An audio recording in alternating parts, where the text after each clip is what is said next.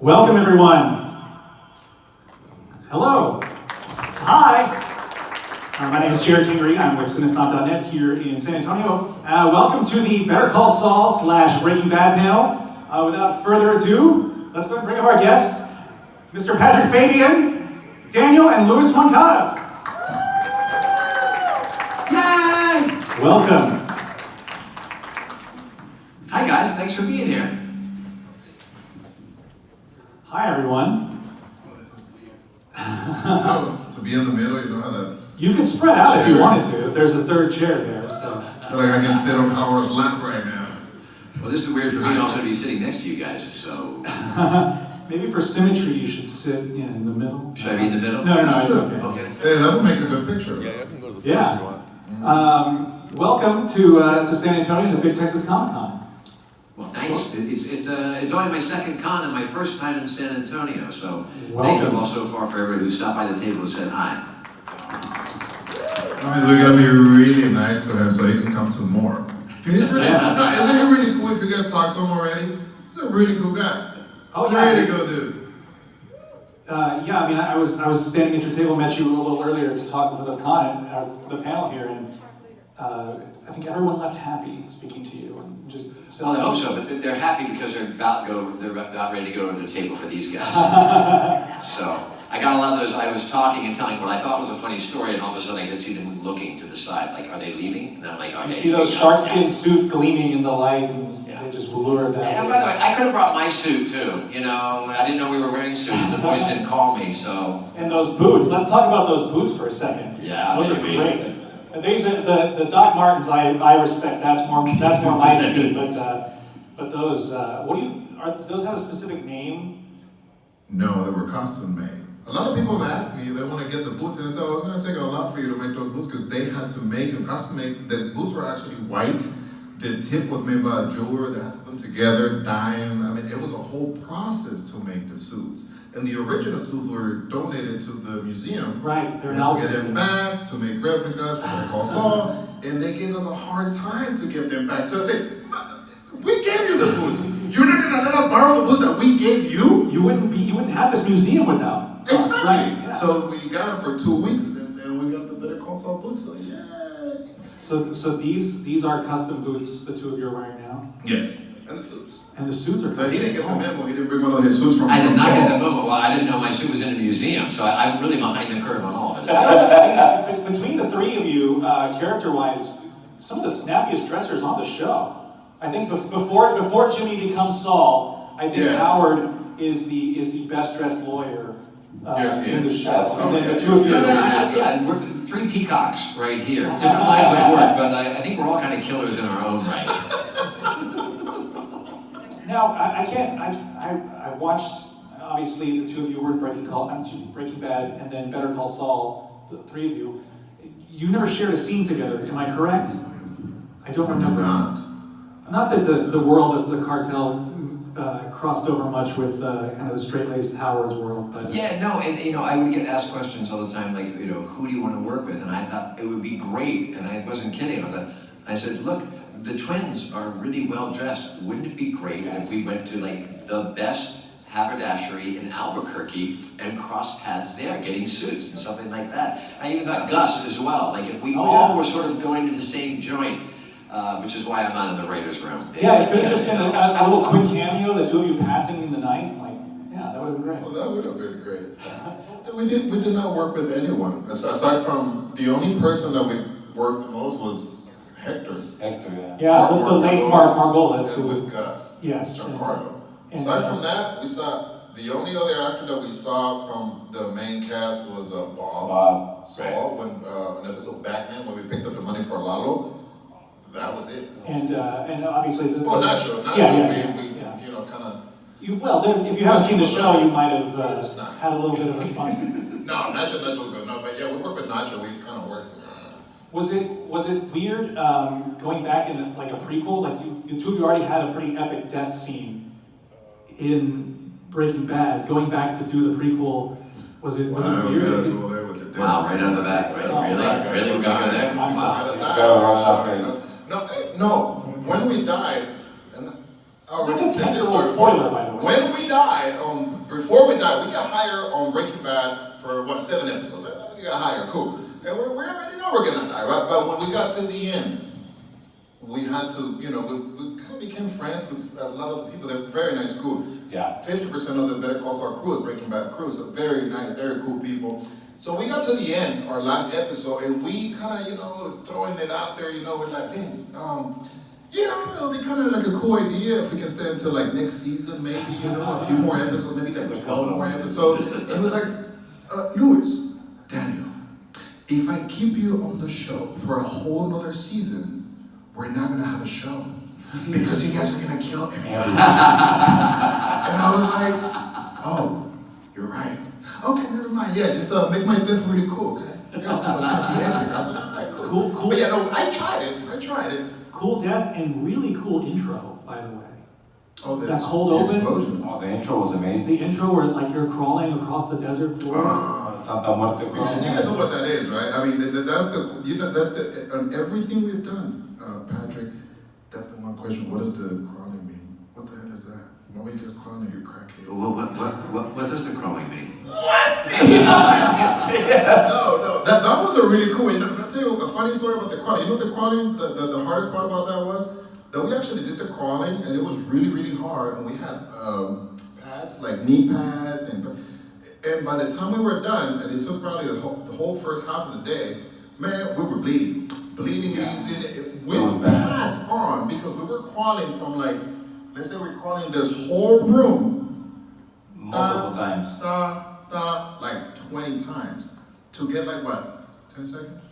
It's a very short cold open. Yeah, it was like 120 degrees. Yeah. That reminds me, there was that Super time when we were working in HHM and the air conditioning wasn't working for about 10 minutes and we got hot. We all got hot. It was very, very bad. You know the day we shot that scene was like 110 in New Mexico in the sun? Yeah, that is... In the middle of nowhere, after nowhere. Patrick, he We got suffered so hot. much on this show. I got hot under my collar. Yeah, it's true. They were out of the sparkling water.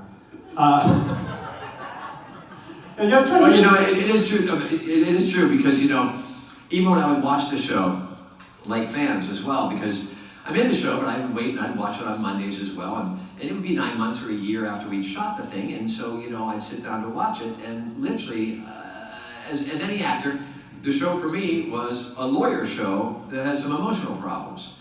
But I'd be watching the show, and all of a sudden I'm like, what are we doing in the desert? What's going on? I mean, I read the scripts, obviously, but the dichotomy of the show. And one day, because they split scenes sometimes with your work, we were in HHM, which is indeed an air-conditioned office, and we were having a meeting around the big table.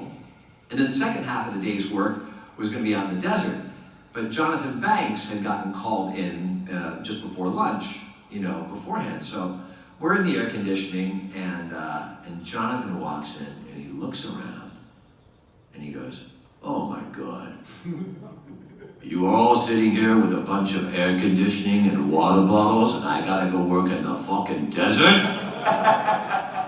He was not happy. That is That was very accurate. We need to recognize that was an amazing impression of Johnny. Maybe I'll join TikTok and we'll just do that from here on out. All right, Yeah. can you do now a Heisenberg? No, I cannot. Can you do us? You guys get Well, it. that'll be easy. He'll just go like Yeah, they didn't say a lot. Yeah, you could just be menacing. He can't. He's too nice guy. Look at this nice guy. We're going to go ahead and open the floor up to questions here. So go ahead and step up to the mic if you've got a question. Okay, be nice. Yes, please be nice. No, not just playing. Go ahead, man. Just hit me with the good one. Please go ahead. Hi. Hello. Good to see you. I actually have 2 questions. My first one is actually for Mr. Patrick Fabian. From what I know, you're in a TV show that I didn't recognize you at first, but you're in a TV show I watch all now called Castle. You played in an episode called Reality Starstruck as Peter Monroe. So how was it on set for that episode, working with Peter Fillion and the one who plays Kate Beckett and all the crew? How was it on set for that?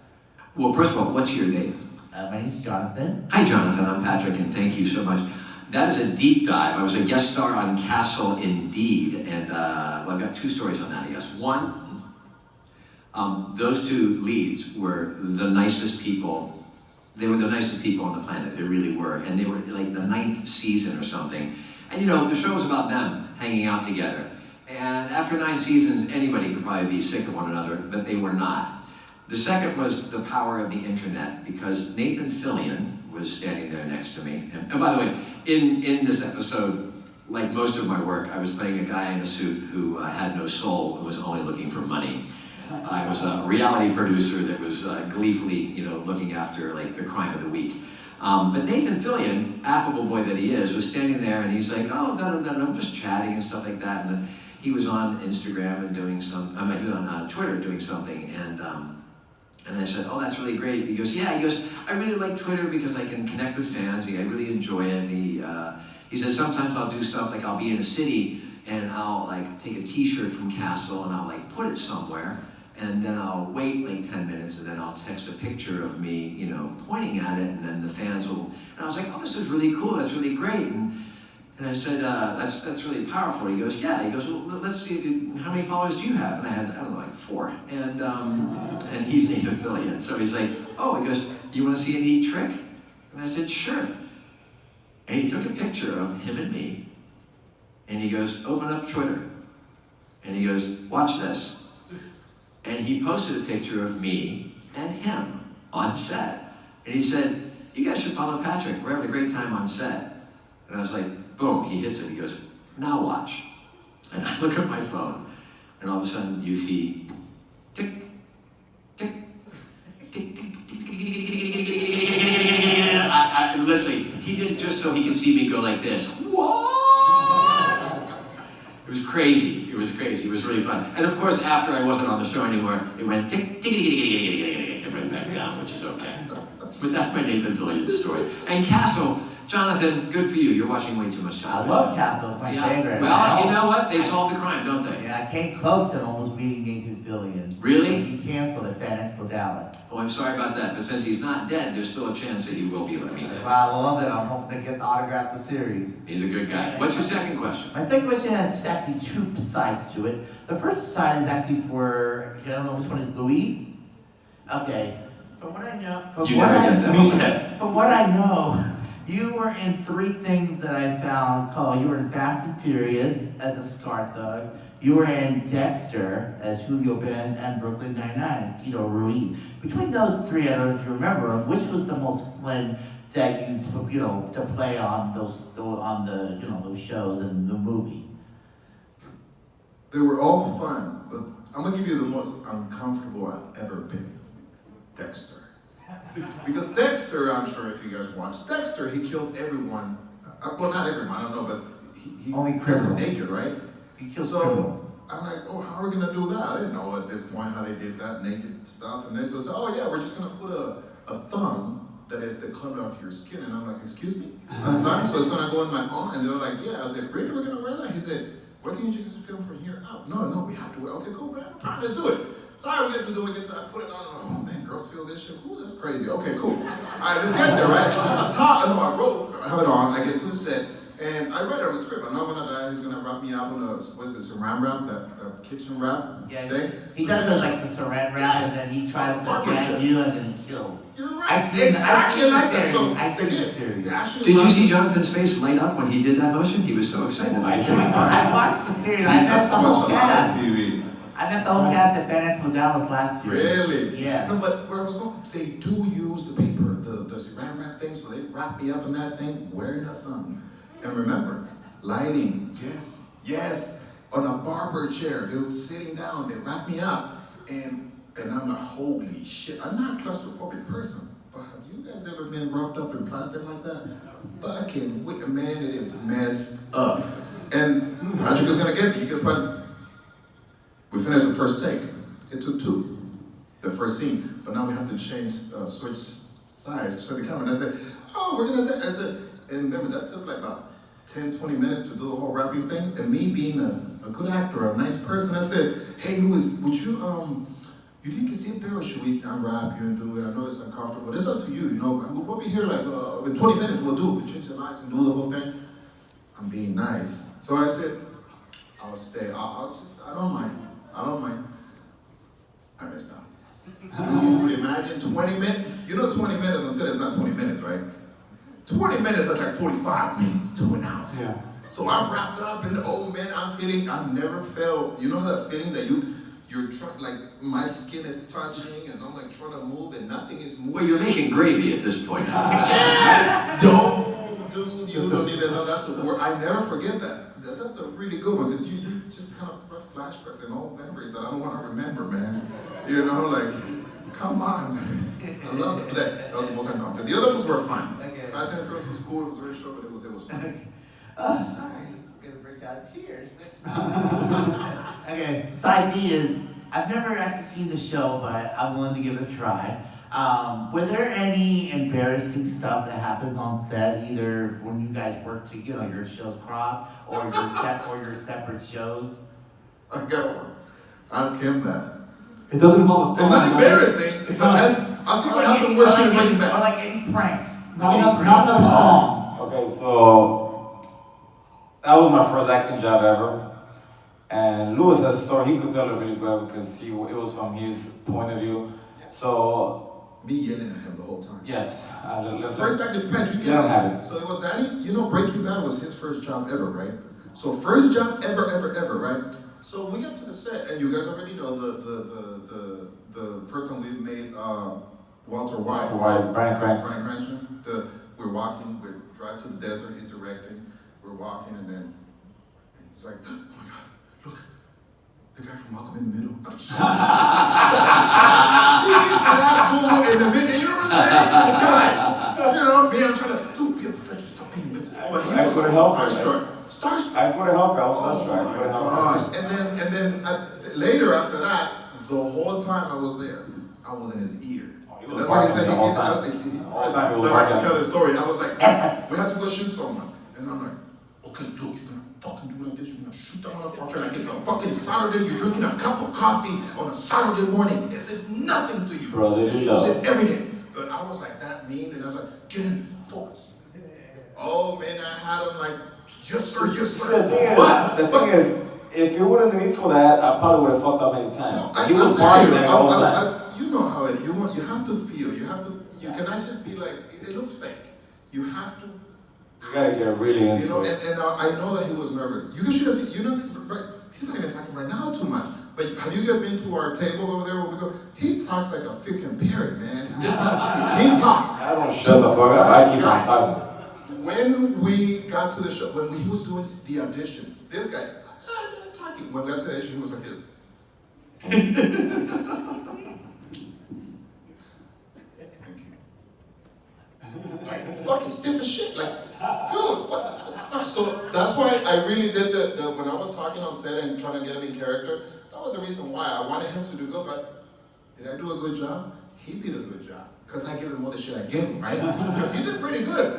You know, he did pretty good. It was his first job ever. He pulled it off. I thought it was good. So I was like, you did good, man.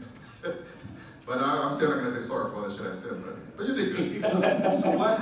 You've been acting before that, obviously. Yes. So what made your brother come into this? When I went to the Breaking Bad audition, Bialy casting, I'd already worked 3 or 4 shows with them before. They were very nice, very kind. And that day, I went in, and we were friendly. You know, when you audition, they're at like, hey, Luis, how's everything? How's the family? Everything's good. And you do tattoos? And I was like, yes, as a matter of fact, I do have a new tattoo. My brother did a tattoo on my leg. And they were like, you know how everything stops? And they're like, you have a brother? And I'm like, yes, I do. And they asked, is he an actor? And I'm like, no, he's not. And they're like, fuck. But then they came back and they were like, okay, they start talking. Like, hey, Luis, here's, we have these 2 scenes. Bring your brother in tomorrow, help him out a little bit, and we'll see what happens. But just like that. Just like that. I went, I did my piece. I did the audition that day. It was after I did my audition that we talked. They usually talk more personal after, I think, because if you talk personal, you kind of get out of character and it messes you up if you say, before you audition, you're like, hey, how's it? And you freaking start talking like this, and you forget what the fuck you're there to do, and then, oh wait, I to do a scene. Oh, I'm sorry, no. So it's better to do the scene first and then talk. So that's what I did. That happened. I called this guy. Get to the fucking house. You got a really important audition. And again, I was treating him like crap because he's my little brother. You know, so you should even know how he had to study for this, but it was the trauma. The next day we went to the audition. Like I said, I already told you the story of how stiff he was, really freaking nervous. But he went, he did it, and 2 days later we got the job. 2 weeks after that, we were on a plane to New Mexico to shoot Breaking Bad. Boom. Amazing. It was beautiful. Amazing. And were you I'm sweating passion. were you this good at dressers before? No. So it really the role really rubbed off on the two of you. It did. Yeah. Any more questions? You said, please. All right. I'm sure, Patrick, this is for you. We had a chance to talk a little bit, but I really wanted to ask you this at the table. When they killed you off in Better Call Saul, it shocked the whole world, the way they did that. How did it feel? How was the feedback to you?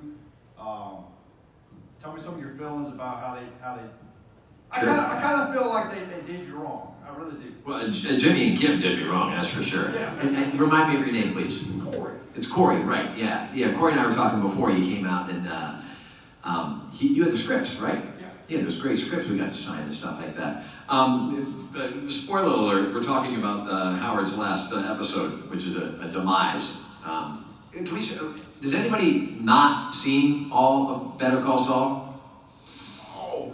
Well, No, that's okay. That's okay. Sorry. Cover your ears. Well, you heard something there, so there we go. I guess I'll say this about that then. I was told in the beginning of the season that I wasn't going to make it through the whole season. Vince and Peter Gould and Melissa Bernstein, who are the three main producers, called me up before, and I got a phone call.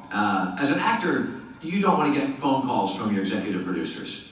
So I got a call from Melissa, and she said, "Hey, call me back. Vince and Peter and I want to talk to you." And I was like, "Uh-oh, that's the end of this." And it kind of was. And they got on the phone, and they said, "Hey," Vince got on the phone, and he's from Virginia. This is a terrible Virginia accent. He goes, "Hey, Patrick, I just want to say, the writers are real excited. We got something real special for Howard this year, and it really solves a lot of problems for us." And I said, "Uh-huh." And he said, "I just want to let you know, because you're going to be able to take vacation a little bit earlier this season than the last." And I was like, "All right." And he goes, "Now, you can't say anything about it." He goes, "I want you to just forget that we said it." And I said, "Okay, you want to tell me how and what's going on?" And he said, "We're not quite sure yet, but no, I don't want to." And I said, "Can you tell me who's writing the episode?" And he said, "Oh, sure, that's Tom Schnauz." And I laughed because Tom had been joking with me since season 1 about how he was going to get me. He was going to get Howard. And at that point, I forgot about it. I decided to not repeat that at all. I didn't say anything to my wife. I didn't say anything to my co-stars. I just didn't say anything about it. So much so that, for those of you who don't know, when we were living in Albuquerque, I got to live with Bob Odenkirk and Ray Seahorn. We all shared a house, like college roommates for the last 3 seasons. So we were really close. And and we would talk about what's going to happen to our characters, what's going to go on. Ray and I especially would always, from the very beginning, go like, "Well, we're not in Breaking Bad." We would always get that question. "We're not in Breaking Bad. What's going to happen?" And frankly, as an actor, I also was just like, "Oh, what's going to happen?" After every season, I was kind of like, "Well, I guess they don't need Howard. I'm not in Breaking Bad." And so for this season, Ray and I would be chewing that over. I said, "Do you know what's going to happen?" She goes, "No." She goes, "Do you know what's going to happen?" I'd say, "No," because I literally had buried it and just said nothing. So much so that when that episode got dropped and we all got to read it, because Ray and I would always read the scripts like this. "Not dead." And then we'd call each other and say, "Not dead." So this time she got a hold of that episode and she read it, and she called Vince, and she called Peter immediately. She said, "Did you tell Patrick?"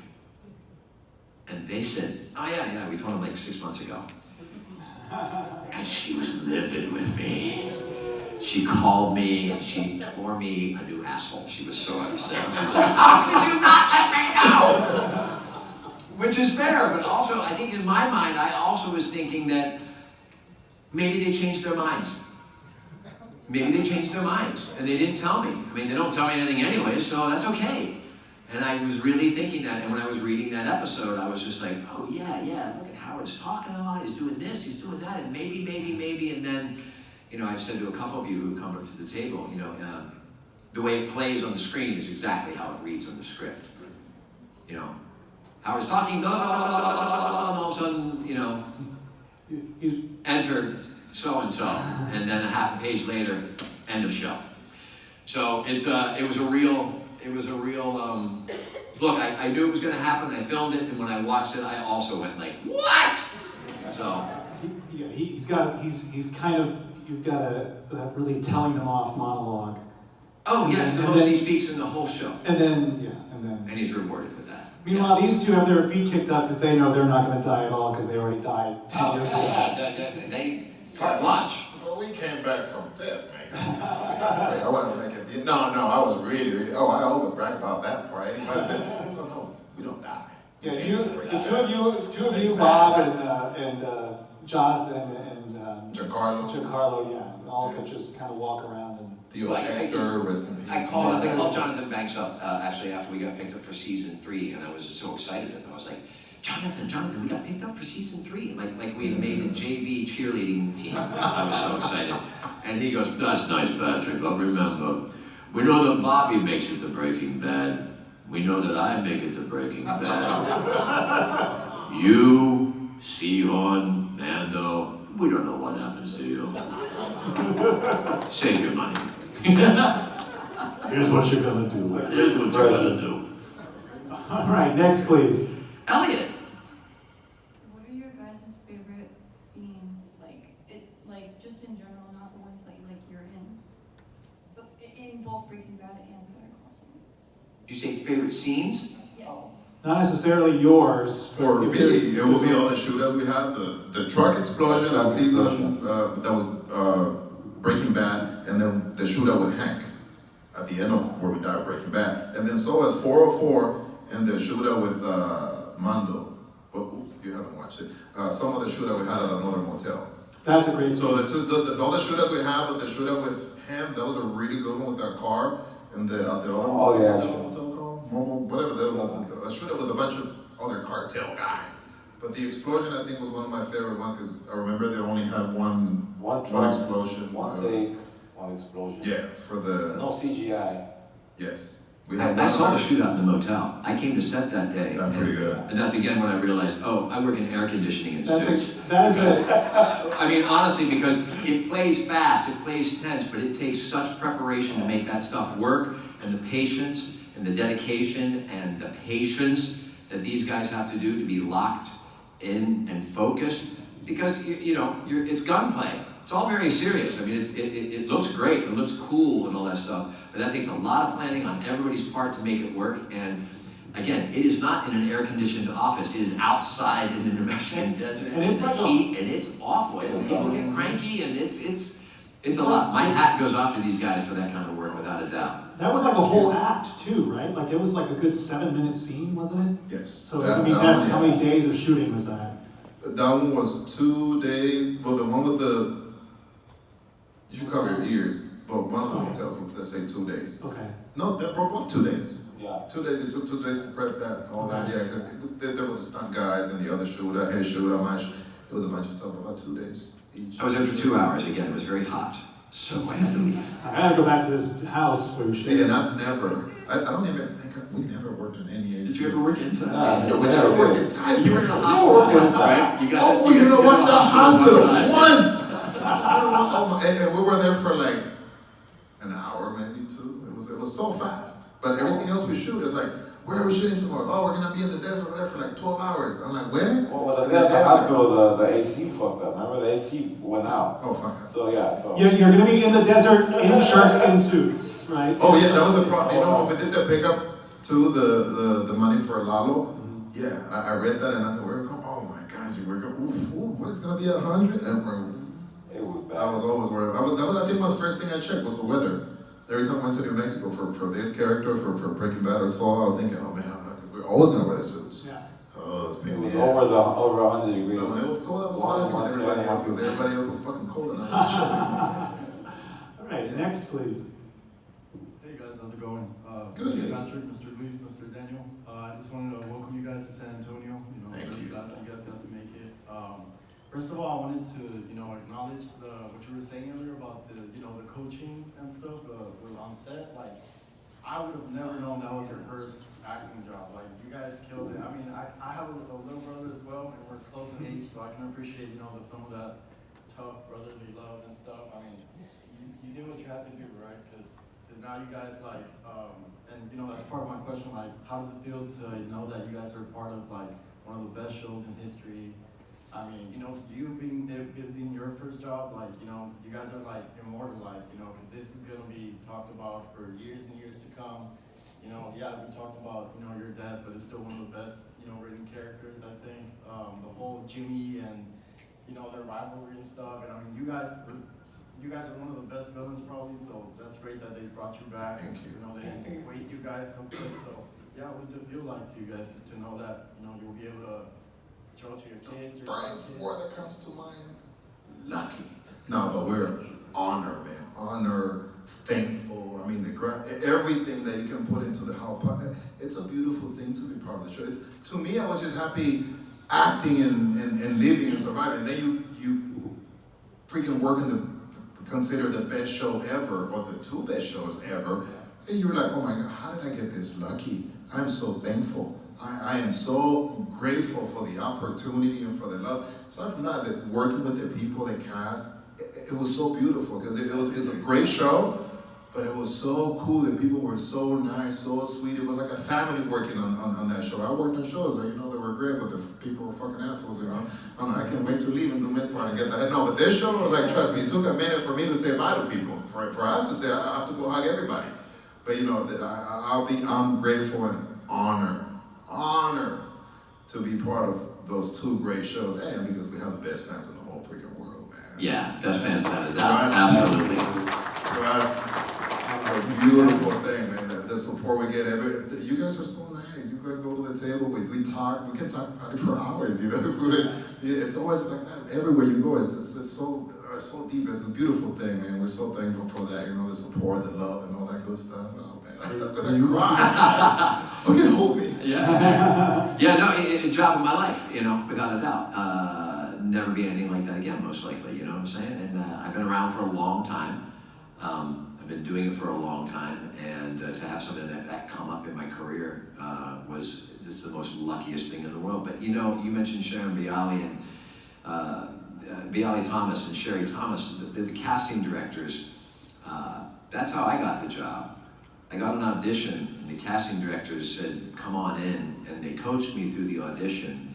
And it wasn't like Vince and I knew each other, or I was with a big agency or anything. It was good old-fashioned, being there, getting the audition, working on it, going in, having a casting director guide you, because they had something in their ear from Vince and Peter. And then I got lucky that I was the answer to the question, who is Howard Hamlin? That's what it was. And then all of a sudden, when you're doing it, you just can't believe your good fortune as things are going on. And then the fans responded and critics responded, and you find yourself going back to work, and you find yourself living with your castmates. And as the final season was going through, it was like senior year of high school, right? Where you're like, oh, is this the last time we're gonna be eating lunch together? Is this the last time I'm in the hallway? And it's like sand going through your fingers. You can't make it stop. You can't make it last. It is what it is. And you realize you're gonna see, I'm gonna promise we're gonna see each other, but it will never be the same. And that's the case. But to have you guys show up, you just came from work, right?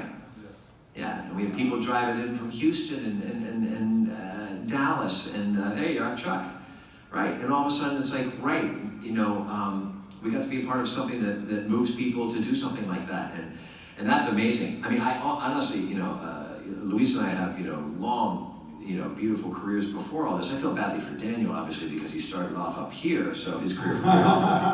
Right? It's sad. Guys, suffer so And the thing is, I've gone to other shows after Breaking Bad and Better Call Saul, and I go in there, and like Luis said, it's like, you go in there, and you just want to do your piece and get the fuck out, because like, it's bad. Yeah. So the fact that I was spoiled. I was super spoiled, but I'm very grateful at the same time, very honored. Like our mom she's our biggest fan, and to be able to see my mom's like eyes just lit up when we tell her that we're gonna be another episode. It's just the most beautiful thing they could ever see. So, yes. Thank you. Thank you. Hey, thanks, man. Next, please. Hello, my name's Rudy. First of all, thank you for coming to San Antonio. It's crazy because I've been watching Breaking Bad and Better Call Saul for over combined 15 years. So it's yeah. So yeah. Almost cartel already. I have two questions. One for Patrick and one for Daniel and Luis. Daniel and Luis, one of my favorite scenes is the shootout with Hank. Like I just remember being in that moment, just watching Hank see the clock, and like, what was it like filming that? Like being on set, and then for Patrick, your evolution of Howard Hamlin when he started off, like you were on top of the world, and then obviously Chuck, what happens with him, and try to spoil anything, and then obviously what happens with like Lalo, and then Jimmy Saul just messing with like the evolution of your character and how tragic it was.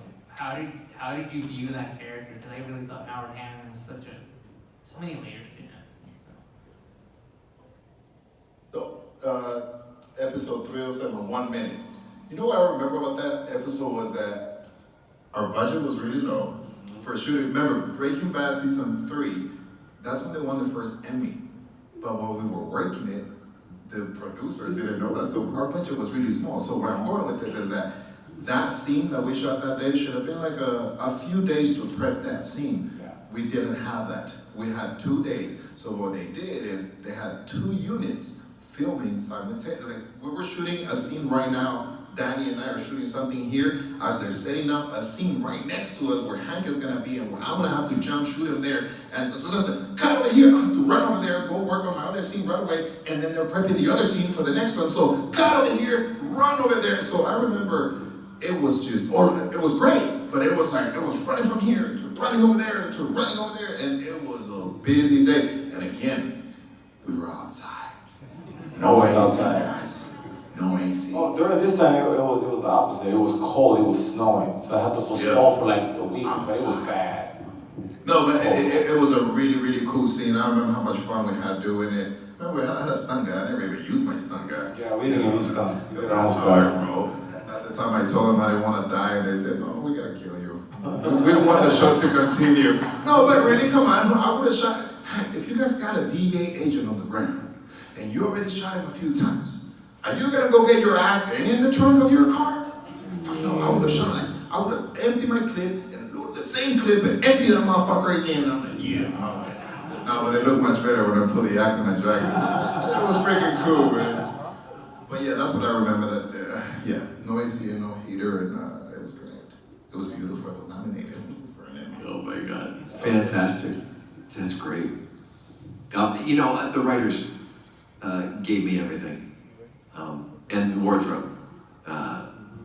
Those suits were fantastic. It was putting on a uniform. I put on those suits, and I had the suits on. And, my little secret, acting secret, was an acting secret or a character secret. I'd walk into every scene thinking, well, I'm wearing what you make in a month, maybe.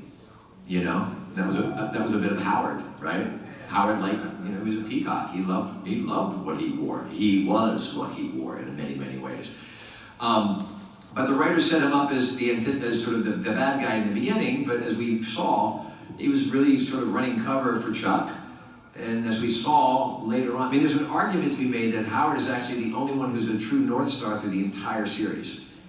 And is actually acting for people's benefit almost the entire time. Maybe not always in the way that you'd want him to, but certainly he's trying to do good. Which is why his demise hits the audience, I think, as hard as it does, because it could be anybody. Wrong place, wrong time. Right? He wasn't in the game, he was actually trying to do good. And so, in terms of playing it, it's the writing. There was no improvising. They weren't asking me my ideas. We would discuss some things on set, for dialing it up and down, that sort of thing. But really, on the page is what was going on. And they gave it such a great blueprint, and I got to work with such great people. Look, my scene partners were Michael McKean and Bob Odenkirk and Ray Seahorn. So it was, every time I went to work, I would always be like, oh, well, the scene's gonna be okay because they're in it, was my mentality. and I knew the writing was supporting me, and I'd pour into those suits, and I'm not kidding, it would be like game day for me. I'm like, you know, and it helped, and it came off that way. And then I would see the finished product, and I was like, oh, right, all of those things sustained that character. I'll take credit for doing a little bit with it, without a doubt, but it's a team effort that makes that thing work the way it does. So You played him so well, though. thanks, So, man. so- I really appreciate it. It's Rudy, right? Yes. Thank you so much for coming out and being a fan. We really appreciate it. Thank you. Very much appreciate it. All right, thank you. Next up, please. Chuck, I see you.